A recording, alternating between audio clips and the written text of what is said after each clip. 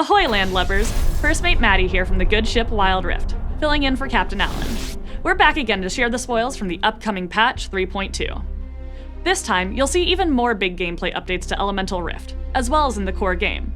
And if you caught our last video, we mentioned we were thinking about theming our patches going forward. So set your watches, weigh anchor, and raise the sails. Welcome to Wild Rift Patch 3.2, Time and Tide. Nautilus, the Titan of the depths, is gaining his land legs and emerging from the deepest, darkest corner of the ocean. Nautilus is a tanky support for players who want to condemn their enemies to the abyss. Hook, line, and sink a target with Nautilus's first ability, Dredge Line. Then, lock them in place with his passive, Staggering Blow. On a short cooldown, attacking an enemy briefly roots them for follow-up damage. His second ability, Titan's Wrath, grants Nautilus a shield and waves of damage around his next few basic attacks. Riptide calls upon the power of the ocean and creates slowing tremors in a circle. And give them a taste of the salty sea with his ultimate, Depth Charge. Summon a terrifying shockwave that chases down an enemy champion and knocks them skyward. Why do I hear boss music? But Nautilus isn't the only thing waiting below the surface. Pike, the Blood Harbor Ripper, is crossing names off of his list and collecting bounties, also in the support role. Pike is a support assassin. While most supports protect their allies and thrive in lane, he can be anywhere and everywhere, waiting for the right moment to secure the kill.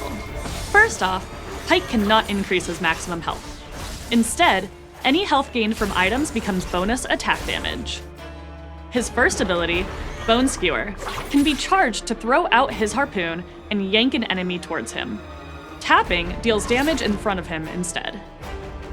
When you've got one on the hook, use Phantom Undertow to dash in a line, stunning enemies caught in the slipstream. With Ghostwater Dive, Pike gains movement speed and invisibility. It grants him the perfect opportunity to slip away from the dragon lane and roam around the map undetected. When stealthed, his passive allows him to regain health quickly. His terrifying ultimate, Death from Below, executes enemies at low health, fully resetting when he claims a kill. While he might not be a traditional support, Pike isn't entirely selfish. Death from Below grants extra gold to the ally who gave him some backup. If Pike's teammates help him hunt down a target, he'll make sure they get their cut.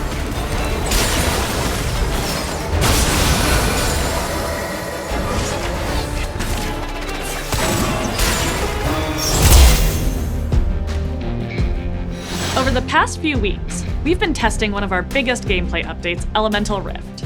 We loved hearing your feedback and seeing how you harness the power of dragons to heat up your games. Elemental Rift will be making its return this patch as a featured game mode. But, as we're still in testing, it'll look a bit different from the current version. Here's a quick preview. Hey everybody, it's Adnan here from the gameplay team. As a reminder, we have a few goals for Elemental Rift. Firstly, we want to reduce the pressure of the early game and give players some breathing room between objective spawns and team fights. We also want to find a better balance between team coordination and individual impact and make it easier for you to showcase your skill and carry your team to victory. So here's how we think Elemental Rift is going so far in patch 3.1. We're satisfied with how often the terrain changes are popping up, with over 85% of games triggering the Elemental Rift, and we're open to making it happen even more often. However, not many games ended up featuring the big Elder Dragon. On one hand, Elder is pretty powerful, so it's okay if it doesn't show up all the time, but it should appear a little more often so that you can reasonably use it to win your game if it's running long. Speaking of dragons, we're glad to hear that players are happy that the first dragon spawns a little later in the game. But we also hear your feedback that maybe the respawn timers are a little too long. We're considering some changes here in the future, but we're also curious to hear your feedback on this with our next update. In the Time and Tide patch, we're thinking about the design of dragon buffs. This time, we're testing 2 different versions of this system, and we'd love for you to play with both. One system features multiple dragon elements with more weight given to dragons in the late game. and the other test will feature a single element per game that grants a stacking buff as you secure more dragons. With these variations, we're hoping to find a good middle ground between adding an exciting new part of our strategic gameplay while balancing our goals for the map. We can't wait to hear from you as we prepare for Elemental Rift's full release in patch 3.3. We've heard from you since the very first open beta that disruptive behavior is one of the worst experiences you can have in Wild Rift. We know how frustrating it can be to have someone swipe out of your game, leaving you and your teammates at a huge disadvantage. To combat this, we'll be launching the option to remake your games. If one of your teammates disconnects or leaves the game shortly after it begins, you'll have an opportunity to remake the game without being penalized. A remake results in a loss for the absent player, but for everyone else, it'll be as if the game never happened. It also sucks to have a teammate disconnecting midway through a game. So, we'll be rolling out lever mitigations for losses. Any players who leave in ranked will now be penalized more harshly on their climb. In cases like these, the rest of the team will receive more ranked fortitude or lose less VP. These features are just one step on our overall journey to make Wild Rift less frustrating to play, so you can expect to see more changes with that goal in mind later this year.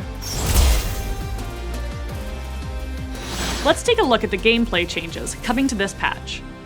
New runes have been a highly requested addition from many of you. I'm pleased to announce, in the Time and Tide update, we're adding more rune options for your loadout. Lethal Tempo is a new keystone rune for champs that love to attack.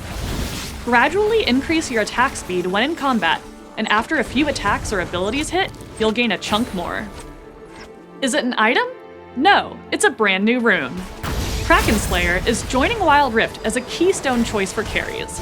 We've plundered the bonus true damage on every third attack to give players some more options in sustained fights. A new minor rune in the Domination tree is Giant Slayer.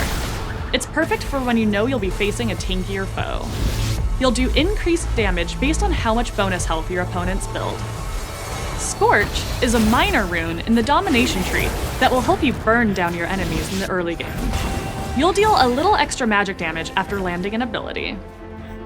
In the Resolve tree, Nullifying Orb is a new minor rune. If you take damage from a champion that brings you to low health, you'll gain a mini shield. This rune will grant you some extra safety in those tougher lane matchups. Ultimate Shield is a minor rune, joining the Resolve tree. After casting your ultimate, you'll gain a shield for a short duration. This is a rune to run if you need more durability in the middle of the fight. Nimbus Cloak, a new minor rune in the Inspiration tree, grants movement speed after casting a summoner spell. The boost in speed when flashing out of a sticky situation may be all you need to get back to the safety of your team. To assist on your split push strategies, Demolish is a new minor rune in the Inspiration tree. If you're in the range of a turret, you'll charge up an attack that deals extra damage to the turret after a few seconds. We're hoping this refresh of the rune system gives you more choices to customize your playstyle, and we'll be tuning and balancing them throughout patch 3.2. Control wards are here as a new trinket option. They detect invisible enemy traps and other wards that can be destroyed without a sweeping lens. Each player can have only one on the map at a time. Vision is a delicate system in Wild Rift, with the potential to be meta-shifting depending on how effective it is. We're hoping the addition of trinket control wards allows for more depth in the vision system, but doesn't burden a specific role or item build. We hope our private eye is as good as she claims to be, because it looks like someone is on her trail. Tormenting your nightmares and making his debut in this Wild Pass is Dream Raider Nasus. He's spent years studying in his endless library, but now he's unleashed and hunting down psychics. I bring death.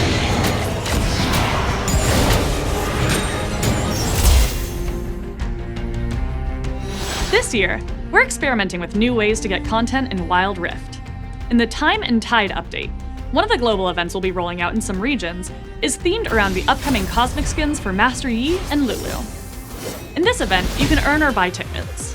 Tickets can then be exchanged for tokens that can be immediately redeemed for cosmic-styled goodies and skins, and also a chance to test your luck and get cool stuff even quicker.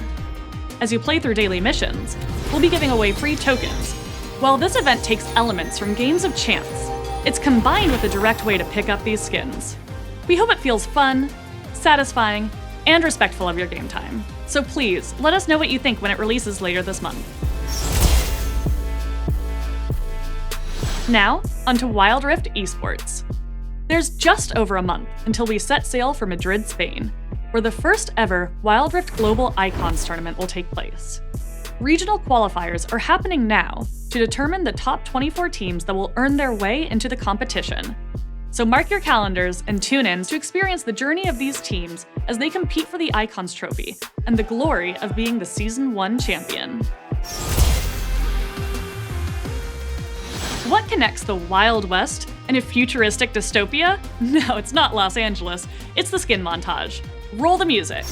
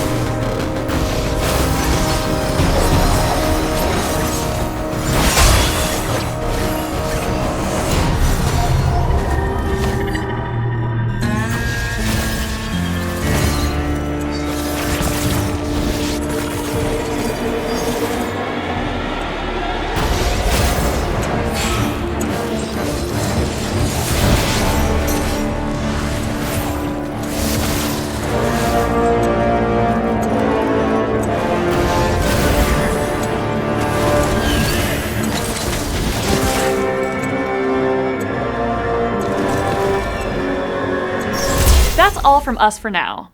We're looking forward to the release of patch 3.2. Is anyone else getting deja vu? It's not how much time you have. It's how you use it. Don't blink, or you just might miss him. Echo, the boy who shattered time, arrives precisely when he means to in Wild Rift. He's an assassin mid laner and jungler, and uses time-altering gizmos to put his plans in motion, even if it takes him a few tries to get it perfect. Timewinder is Echo's first ability. He throws a grenade in a line that expands after traveling a short distance. It will slow and damage anyone caught in its path, and after a few seconds, it boomerangs back to Echo. This is his bread and butter ability to deal damage in the laning phase. Parallel Convergence throws out another gadget that slows enemies caught inside. If Echo enters the distortion field as well, he gains a shield and anyone trapped inside will be frozen in place. Echo's ultimate, Chrono Break, completely turns back the clock. In a pinch, he becomes untargetable and rewinds to a more favorable timeline from a few seconds ago. He'll also heal, and enemies near him will take massive temporal damage. You can see exactly where Echo will zap back to with his after image, which follows him wherever he goes. Echo experts can throw out abilities with his damage stacking passive and his dash attack, Phase Dive, to outwit his opponents right on schedule. Players across the world tell us that Echo is one of their favorite characters in Runeterra, and he's available in, well, pretty much every Riot game and Arcane, so we're thrilled to finally bring League's punk genius to Wild Rift. Whether you want to dive into the depths of the support role, or turn back time for a do-over on a team fight, we hope there's something for you to get excited by in the Time and Tide patch. Thanks everyone, and we'll see you on the Rift.